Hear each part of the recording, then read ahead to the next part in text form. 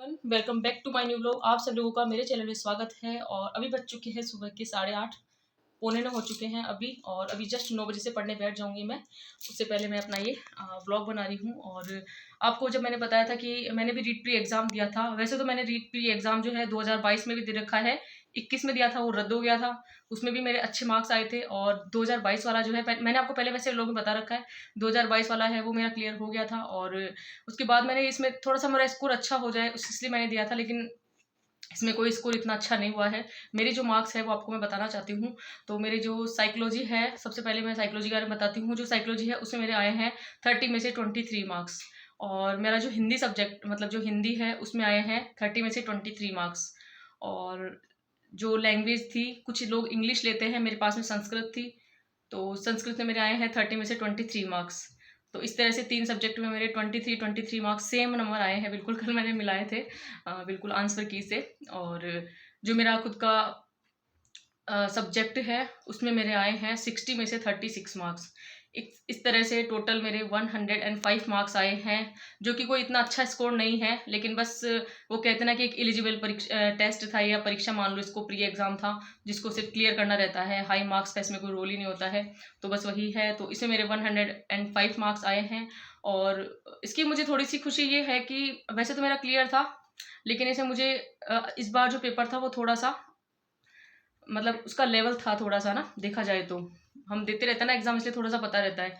तो बस वही है। तो मैंने आपसे कहा था कि मेरे जो नेक्स्ट व्लॉग आएगा उसमें आपको मेरे मार्क्स बता दूंगी। तो फ्रेंड्स आज आपको मैंने अपने मार्क्स बता दिए हैं। तो काफ़ी स्टूडेंट्स हैं जिनके बहुत अच्छे भी मार्क्स आए होंगे, और काफ़ी ऐसे भी स्टूडेंट्स हैं जिनका क्लियर नहीं हुआ। तो मैं तो उन लोगों के साथ में होती हूँ जिनका क्लियर नहीं हुआ है ना, क्योंकि हम सब बिल्कुल एक ही वो कहते हैं ना स्ट्रगल वाली लाइफ से गुजर रहे हैं अभी। और सभी की लाइफ में बहुत सारे चेंजेस आते हैं, कुछ का क्लियर हो जाता है, कुछ रह जाते हैं। तो बस मैं आपको कहना चाहूँगी, बिना फालतू डीमोटिवेट होने की आपको ज़रूरत नहीं है। एक बात आपको ये भी कहना चाहूँगी कि मैं वो कहते हैं ना कि लाइफ जो होती है वो बहुत सारे बदलाव हमें दिखाती है। किसी का एक बार में क्लियर हो गया, किसी का दूसरी बार क्लियर होता है, लेकिन होता ज़रूर है ना। अब अगर जो इंसान अपनी पढ़ाई छोड़ देगा उसका मैं कुछ कह नहीं सकती, लेकिन जो मेरे साथ मेरे ब्लॉग में जो मेरी फैमिली का हिस्सा बने हुए हैं और कंटिन्यू मेरे ब्लॉग देखेंगे, या फिर जो मेरे साथ जुड़े हुए हैं, जिनको लगता है कि हाँ अगर मैं डेली स्टडी करने का रूटीन अपना बिल्कुल वही मेंटेन करके रख रही हूँ और बिल्कुल कंसिस्टेंसी मैंने बनाए हुए हैं, और अगर आप भी उसी तरह से कंसिस्टेंसी बना के पढ़ाई करते हो, तो जो नेक्स्ट बार जब रीट प्री आएगा तो आपका ज़रूर क्लियर होगा, इतना मैं आपको विश्वास दिला सकती हूँ। तो बस मेरे पास कमेंट आए थे कि मैं मतलब दी बहुत मोटिवेट हो रही सॉरी डीमोटिवेट हो रही हूँ। तो बस उनको यही कहना चाहूँगी, डीमोटिवेट होने की ज़रूरत नहीं है।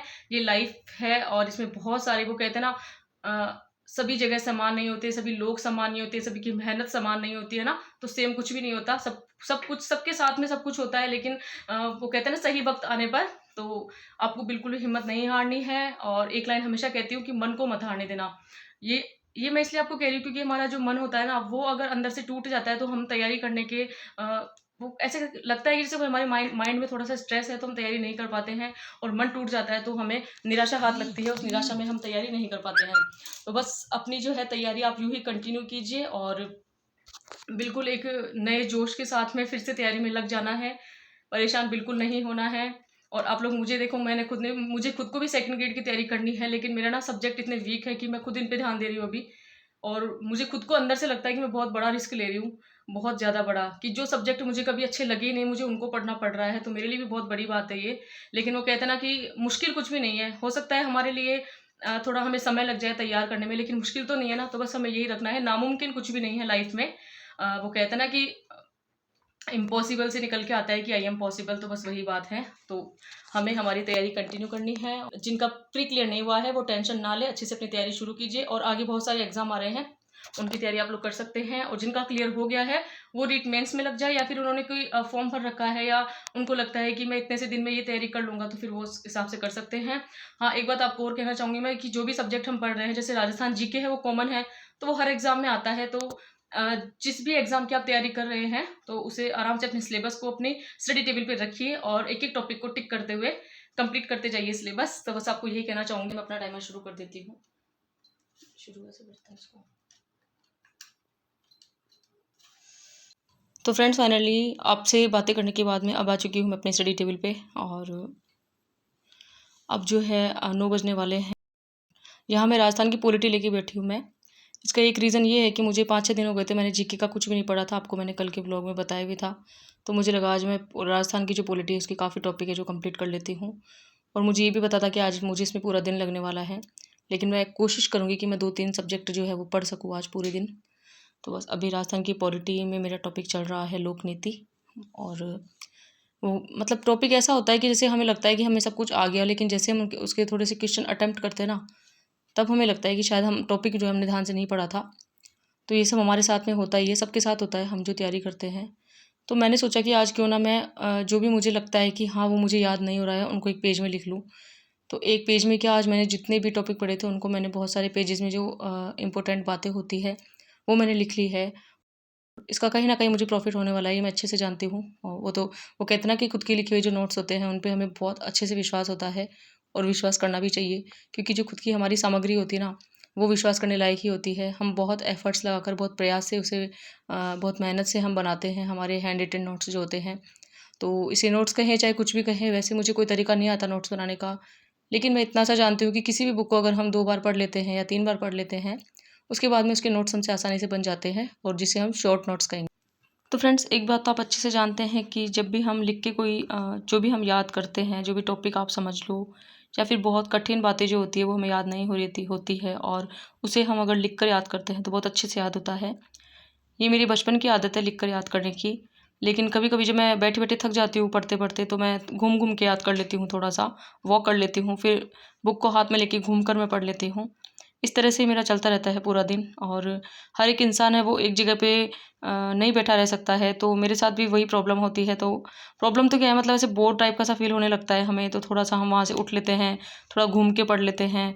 तो उससे क्या होता है, हमें फिर से हमारे अंदर एक एनर्जी आ जाती है, थोड़ा सा हम एक्टिव हो जाते हैं पढ़ने के लिए। तो ये सब चीज़ें हैं जो बस हमें बंद रूम में ही करनी है।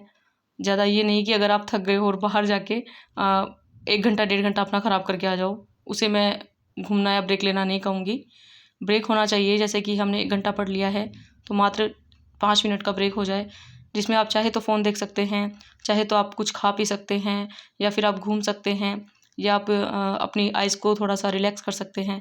तो काफ़ी चीज़ें होती हैं जिससे हम आराम से बिल्कुल स्टडी भी कर सकते हैं, और साथ में खुद को भी ब्रेक लेकर हम बिल्कुल कंफर्ट कर सकते हैं, एक तरह से कहेंगे, कंफर्ट जोन ही कहेंगे इसे, है ना। तो ये सारी बातें हैं, पढ़ाई करने के दौरान इन सब बातों का ध्यान हमें रखना पड़ता है। और आज मतलब जैसे मैंने राजस्थान पॉलिटी देखी और मुझे लगा ना कि इतने दिन हो गए इसको पढ़े हुए, तो बस मेरा मन किया कि आज मैं लिख लिख के ही याद करूँ। और फाइनली मेरे हाथ में आज इतना तेज़ दर्द हो रहा है, क्योंकि आज सुबह से मैंने पॉलिटी की बुक उठाई है और उसी के मैं नोट्स लिखे जा रही हूँ, बनाए जा रही हूँ, लिख लिख के याद कर रही हूँ। तो बस मेरे हाथ में भी बहुत तेज़ दर्द हो रहा है। तो अभी बज चुके हैं दोपहर के 3।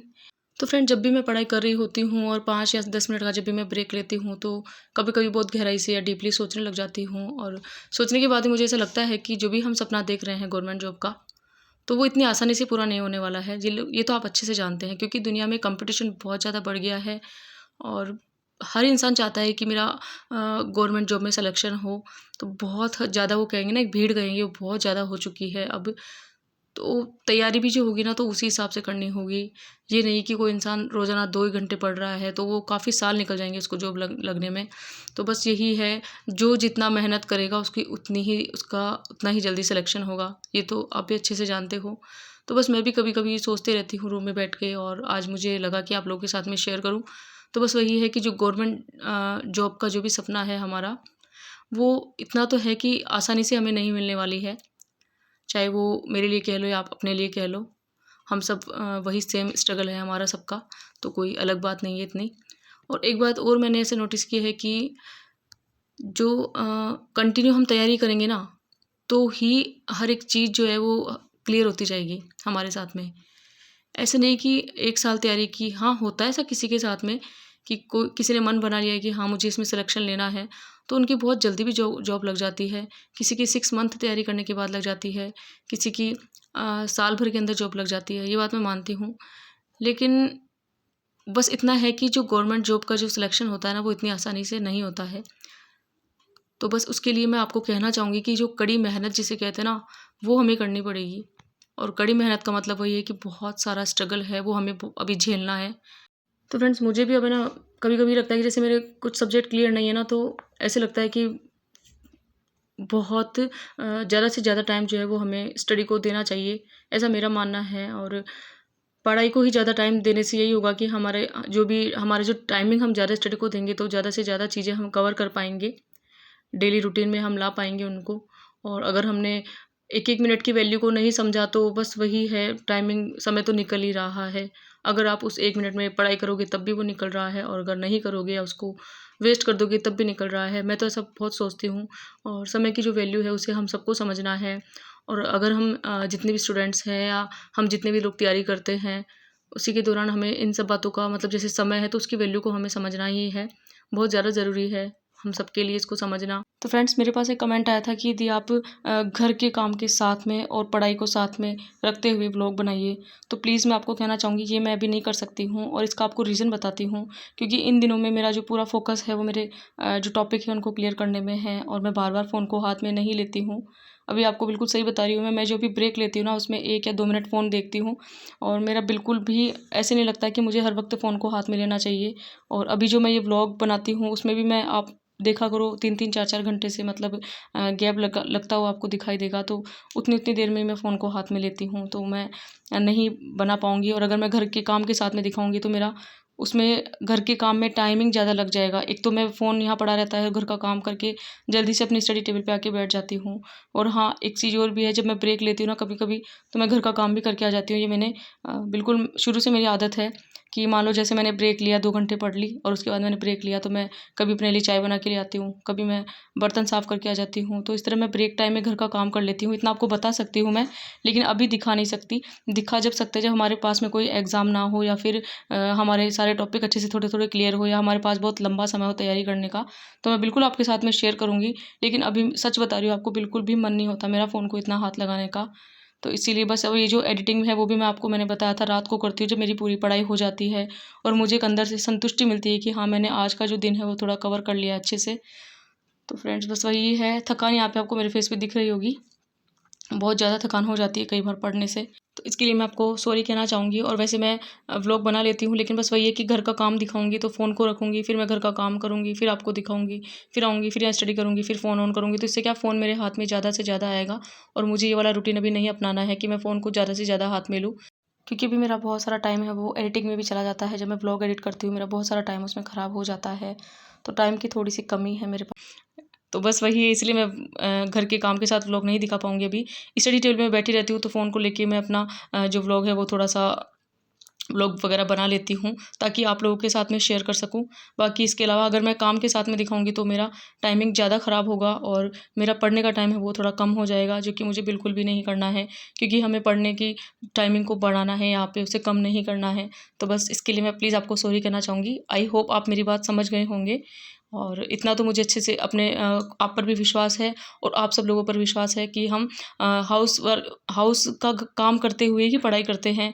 लेकिन उसको थोड़ा-सा दिखाएँगे तो थोड़ा-सा मुझे टाइमिंग ज़्यादा लग जाएगा, और मेरे पढ़ने का टाइम उसमें कम हो जाएगा। और फ्रेंड्स, इतना कहना चाहूँगी, आप जब मेरी फैमिली का हिस्सा बन चुके हो, तो हमारी जो भी तैयारी है वो तो साथ में चलने वाली है ही, और हम लंबे समय तक साथ में ही रहेंगे। तो कैसे क्या लाइफ़ में चेंजेज़ आते हैं वो सब आप लोगों के साथ में शेयर करूँगी मैं, ऐसी कोई बात नहीं है। लेकिन फ़िलहाल मेरे ऊपर थोड़ा-सा प्रेशर इसे नहीं कहेंगे, स्ट्रेस नहीं ले रही हूँ मैं, लेकिन बस इतना मुझे लग रहा है कि फ़ोन को मैं ज़्यादा हाथ में लूँगी तो मेरी पढ़ाई कम हो जाएगी थोड़ी-सी, तो बस वही है। तो फ्रेंड्स, फाइनली आपको आज का व्लॉग अच्छा लगा होगा। अगर आप लोग चैनल पे नए हो तो चैनल को लाइक, शेयर एंड सब्सक्राइब कीजिए। और मैं आपके लिए जब 1 डेढ़ घंटे में व्लॉग को एडिटिंग करके अपना टाइम निकाल रही हूँ, तो फ्रेंड्स, आप लोगों का भी फ़र्ज़ बनता है मेरे व्लॉग को ज़्यादा से ज़्यादा शेयर कीजिए, ताकि ये व्लॉग उन लोगों तक पहुँच सके जो लोग हैं वो पढ़ाई करना चाहते हैं, आगे बढ़ना चाहते हैं, लेकिन उनकी कंसिस्टेंसी नहीं बन पा रही है। तो मेरे व्लॉग को देखकर उनकी कंसिस्टेंसी बन सकती है, और काफ़ी बातें हैं वो जान भी सकते हैं, और उनको अपनी लाइफ़ में अप्लाई भी कर सकते हैं।